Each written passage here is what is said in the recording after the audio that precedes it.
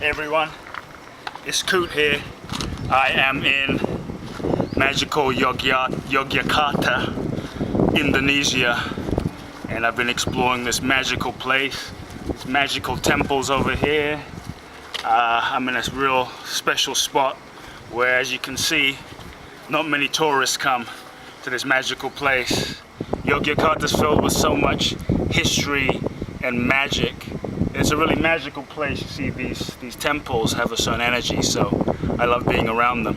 You know, I was thinking the other day, I often get asked, you know, Kute, you're a young guy, and how at such a young age do you do what you do? How at such a young age have you been doing what you've been doing for literally, I've been coaching people and speaking in public since I was 8, but officially as a coaching company and as a seminar leader and speaker at least for the last 12 years. And people often ask me, Kute, you know, how at such a young age have you done what you've done, and how did it start? And I just thought I'd share a bit about that with you. Basically, for me, people often ask me, how did you actually get into the personal growth business? Many times for many of us, there were moments where we read a book and we had an epiphany, or we went to a seminar and something occurred, a light bulb went off. For me, there was no real beginning and there was no real starting point. My first memories as a young man were two things. I remember being around age 4, age 5 and really feeling a deep sense of calling, a deep calling to serve humanity, where I knew my life wasn't my life. And I also grew up seeing miracles. We're talking about blind people seeing and deaf people hearing, and I grew up seeing a man literally put his hands on people and say a prayer, and they would stand up out of wheelchairs. The cancer would be cured, the blind would see, the deaf would hear. I remember as a 5-year-old kid, a woman who was crawling on the floor, crippled, literally picked up the sand my father walked on. This man was my father, and literally stood up. So I grew up in a certain environment. So for me, spirituality, self-help, this transformational field has never been a business for me. It's always been a deep calling.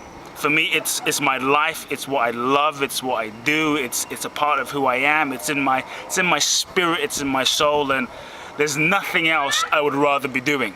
And it's a passion of mine to assist people, to serve people, to really help set people free.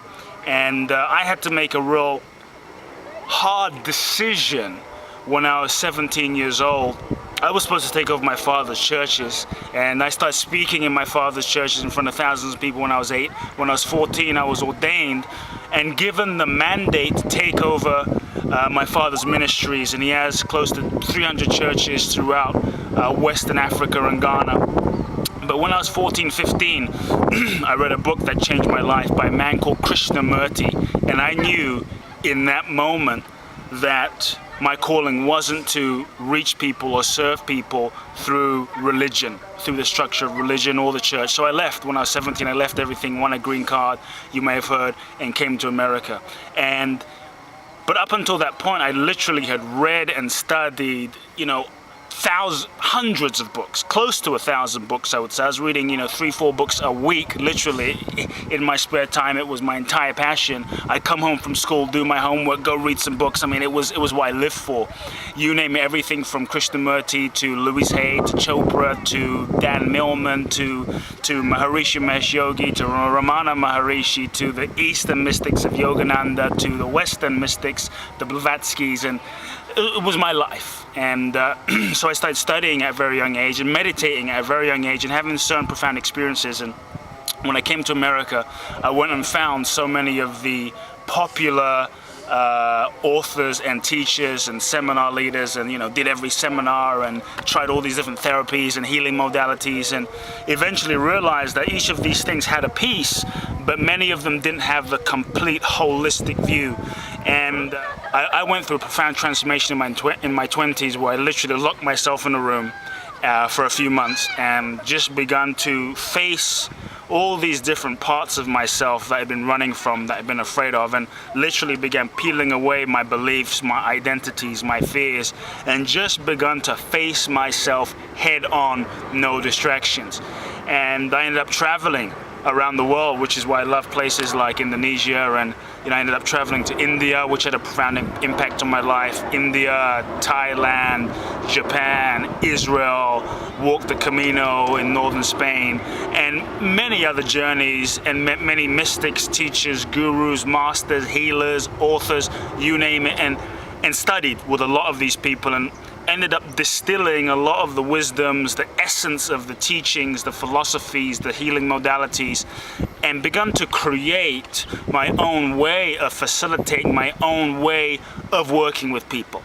And if you've been on any of my intense transformational travel journeys, or my India journeys, or come to any of my seminars, or been a coaching client of mine, you know, you have a sense of how I work, and the power in what happens in how I work. And what I really do is I create the space. I create the space so that the healing, the transformation that needs to occur within you can happen effortlessly and naturally from the inside out. For me, it's all about facilitating the deepest level of growth and transformation, and helping you peel away the layers and unraveling whatever is in the way that is blocking your freedom in an organic fashion from the inside out. For me, this is my passion. So after studying, I ended up creating my own sort of way of working with people, a holistic way of working with people, where I don't really train people, I don't really teach people, I don't even really coach people, even though I'm known around the world to be a transformational life coach. It's kind of ironic. What I do is I uncoach people, I untrain you, I unteach you, because I believe that at the core, who you are is essentially already whole and complete. That there is a perfection inside of your beingness, a pure perfection at the core of your being, your essential essence, that regardless of what has happened to you, is free, is bright, is infinite. But as we go through life, as children, we come in these free, alive beings, and then we deal with life. It's like, have you ever seen a little flower that starts growing? The flower starts growing out of the concrete, or through a pavement, and it grows and it grows, and all of a sudden a cement block is thrown upon it and it crushes it. You would think this tiny flower would just shrivel up and die, but no, it continues to grow, and it continues to grow, and all of a sudden, maybe weeks or months or years later, you'll see this little weed growing through the crack of this pavement. And how resilient this little flower is. I believe that the human spirit, you and I, we've all been through challenges. We've all been through hard times, abuse, pain, trauma, betrayal, heartbreak, failures, whatever it might be for you. But there is a human spirit inside of each and every one of us that somehow keeps us going, that somehow keeps you moving in this journey of life that is sometimes challenging, this journey of life that is sometimes trying. This spirit inside of us keeps us going, keeps us moving. What my work is really about is creating processes, situations, experiences, and the space to assist in unraveling whatever the blocks, the limitations, the patterns, the behaviors are that prevent your spirit from fully expressing, from fully flowing, from being fully alive. This is what I live for, and this is what I do. So people often ask me, Kute, well, what happens on the Boundless Bliss Bali journey? And there's been some talk of it on the internet, on Facebook, from people that have been. People ask me, what happens and how is it? And essentially, I don't really describe that much about the journey. If you feel the calling, you have to trust the calling and go with that calling, because I believe that Oftentimes in our life, unique opportunities come to us as a mirror manifestation and reflection of your readiness at a particular point in time to facilitate that next level of your growth. No matter where you are in your evolution, what I guarantee and promise you is that the Boundless Bliss journey is something I could never actually explain to you. You know, how do you explain the moon to someone that's never been to the moon? I'm sure the astronauts had a challenge. How do you explain a durian or a mangosteen fruit or even a strawberry or a mango to someone that's never had a mango? You can say, well, it's soft and it's sweet and it tastes nice, but until you actually taste it, it's a whole different experience. My work and the Boundless Bliss Bali journey, to me, is such an experience. It has to be experienced, it has to be tasted, and no matter where you are in your evolutionary spectrum, my promise and guarantee to you is that if you feel the call and you listen to the call, the journey has an energy of its own, and the journey will meet you wherever you are, and however and wherever you are willing to meet the journey. So I promise you that the Boundless Bliss Bali journey will meet you wherever you are, and it has an energy of its own.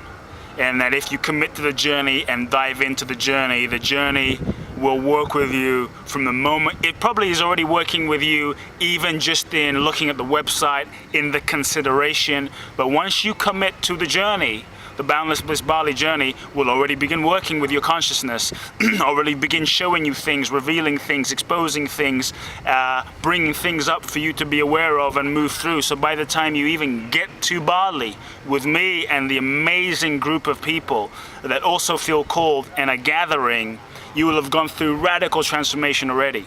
But once you're in Bali with me, the journey will give you exactly what you need. You might think you need 1, 2, 3, 4, 5, 6, 7, 8. But I promise you, the profundity of the journey and the energy of this journey will tune in and give you and your soul exactly what you need. My commitment, my radical commitment more than anything else in my work, and my clients and participants in my different various journeys know this to be the case. My commitment is to do whatever it takes, literally whatever it takes, to facilitate the evolution of your soul and to bring about and facilitate the fulfillment of the reason that your soul feels called and is coming on this journey. That's my purpose. Nothing short of radical freedom, nothing short of radical liberation. That's the bottom line. So if you feel moved, if you feel called, I urge you more than ever to say yes to that calling.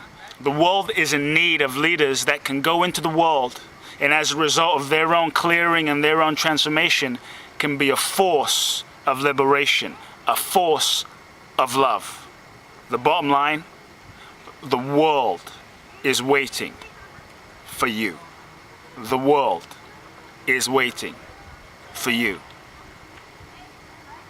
I hope to see you on the Boundless Bliss Bali journey. It will be the journey of a lifetime. Let's go. Follow me. Let's go.